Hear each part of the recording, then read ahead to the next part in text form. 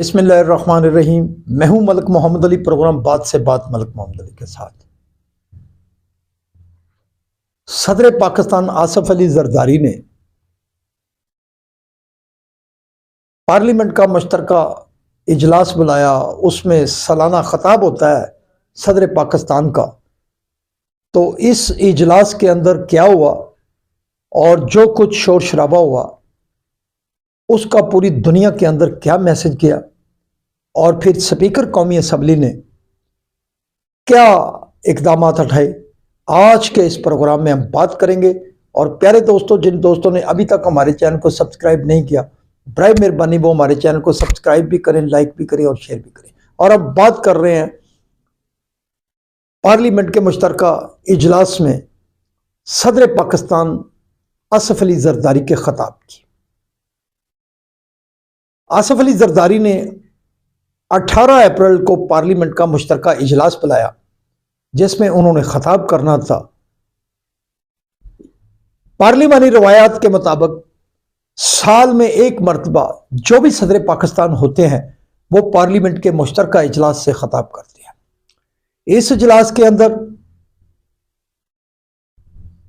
तहरीक इंसाफ के हमायत याफ्ता अरकान कौमी असम्बली और सेनेटरों ने जो सुन्नी इत्तेहाद में भी शामिल हैं, उन्होंने एक भरपूर अंदाज में एहतजाज किया।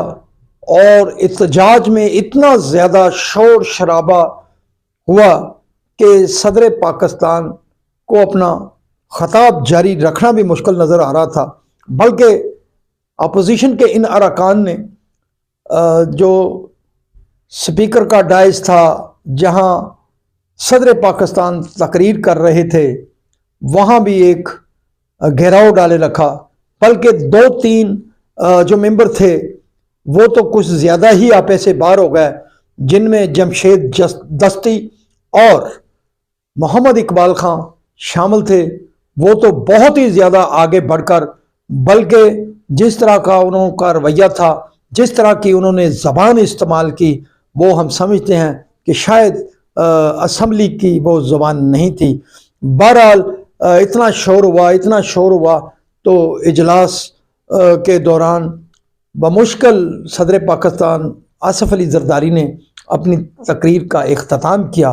लेकिन इस शोर शराबे के बाद पूरी दुनिया के अंदर क्या मैसेज गया कि पार्लियामेंट के इस मुश्तरका इजलास में पाकिस्तान की अपोजिशन ने जिस अंदाज से एहतजाज किया। एहतजाज करने का सबको हक है, एहतजाज करे, अपोजिशन का नाम ही एहतजाज है, लेकिन इस तरह एहतजाज नहीं होना चाहिए कि जिस अंदाज से असम्बली के अंदर मुश्तरका पार्लिमानी जो इजलास था उसके अंदर जिस अंदाज से जो इजलास हुआ, हम समझते हैं कि ये किसी तरह भी अरकान असम्बली हैं जो कि मुंतखब नुमाइंदे हैं, पाकिस्तान की नुमाइंदगी करते हैं, कौम की नुमाइंदगी करते हैं। बहरहाल उन्हें अपने रवैयों पर गौर ज़रूर करना चाहिए। लेकिन और सबसे अहम बात जो इसके बारे में इजलास के मतलब जो हुआ, इसके बाद इस इजलास के इख्तिताम के बाद तहरीक इंसाफ के चेयरमैन बैरिस्टर गौहर अली खां, जनरल सेक्रेटरी उमर अयूब और दीगर जो वहाँ अकाबरीन मौजूद थे, उन्होंने जो मीडिया टॉक की, उस मीडिया टॉक में तो उन्होंने ऐसी बातें की कि शायद वहाँ भी उन्हें नहीं करनी चाहिए थी। बैरिस्टर गौहर अली खान का कहना था कि सदर पाकिस्तान जो आसिफ अली जरदारी हैं वो गैर कानूनी सदर हैं, वो गलत इलेक्शन के नतीजे में सदर पाकिस्तान बने हैं, इसीलिए वो उसे कबूल ही नहीं करते, उसे तस्लीम ही नहीं करते। तो उन्होंने कहा कि बड़ी ढिठाई से कहा कि आज उन्होंने उनके इस खताब में तहरीक इंसाफ की तरफ से 21 तोपों की सलामी दी है। बहरहाल ये उनकी अपनी एक सोच है कि वो एक सदर को कह रहे हैं कि ये उन्होंने 21 तोपों की सलामी दी है। तो क्या बैरिस्टर गौहर अली खां या उनकी जो टीम गौहर अयूब, उमर अयूब वहाँ मौजूद थे, क्या वो इस बात को भी तस्लीम करेंगे? क्या स्पीकर KPK असम्बली ने, जिन्होंने कितना अरसा गुजर जाने के बावजूद जो मखसूस नशिस्तों के अरकान थे जिनका इलेक्शन कमीशन ऑफ पाकिस्तान ने नोटिफिकेशन भी जारी कर दिया था, क्या उन्होंने उनसे हल्फ लिया? अगर उनसे हल्फ लिया होता तो KPK असम्बली کے اندر سینٹ کو جو انتخاب تھا وہ کسی صورت ملتوی نہیں ہو سکتا تھا، بلکہ ہم سمجھتے ہیں کہ یہ الٹا تحریک انصاف کا اپنا ہی نقصان ہوا، چونکہ تحریک انصاف نے جن رہنماؤں کو وہاں سے سینیٹر منتخب کرانا تھا وہ سینٹ کے اجلاس میں بھی نہیں پہنچ سکے۔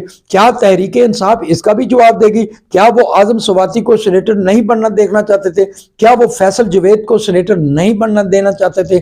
کیا وہ دیگر جو ہیں مراد سعید تھے، اس کے علاوہ بھی جو بڑے اہم ساتھی تھے، کیا انہیں وہ سینیٹر منتخب کرنا نہیں چاہتے؟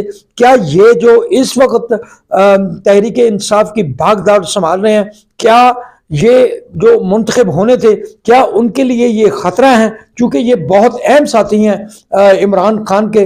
بہرحال اس طرف انہوں نے کچھ نہیں کہا کہ وہ سپیکر اسمبلی کی وجہ سے جو مخصوص نشستوں کا حلف نہ لے سکے اور جس کے باعث کے پی کے کا انتخاب ہی ملتوی ہو گیا۔